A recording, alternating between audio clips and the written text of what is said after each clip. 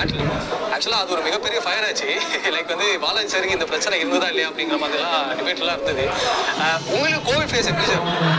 அது எப்படி over come பண்ணீங்க அப்படிங்கிற ஏதாவது ஒரு விஷயம் சொன்னீங்க. எனக்கு ஃபர்ஸ்ட் கோவிட் ஃபேஸ் வந்து ரொம்ப ஜாலியாக இருந்தது. ஜாலியாக இருந்தீங்களா? ஆமாம். ஏன்னா எல்லாரும் கஷ்டப்பட்டு இருந்தாங்க. எனக்கு நான் தனியாகவே வாழ்ந்து பழகினவன், தனியாகவே சுற்றி எல்லாம் பழகினவன். செகண்ட் வேவ் தான் கொஞ்சம் டஃப்பாக போச்சு. ஏன்னா நடுவில் ஷூட் பண்ண ஒரு தெலுங்கு படம் ஷூட் பண்ணேன், அது முடிச்சு அதுக்கப்புறம் தமிழ் படம் ஒன்று ஆரம்பித்தோம். அது ரொம்ப கேர்ஃபுல்லாக தான் இருந்தேன்.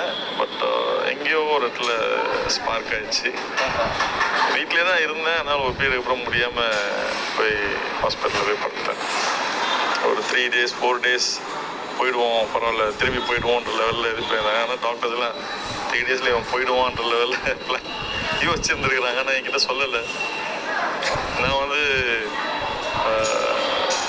யாராவது ஒரு அட்டெண்டர் உங்களுக்கு இருக்கணும் அப்படின்னு போது ஓகே இருக்காங்க அப்படின்ட்டேன். ஏன்னா யாரும் இல்லை, அப்போது யாரையும் கூட்டு போல யாருக்கும்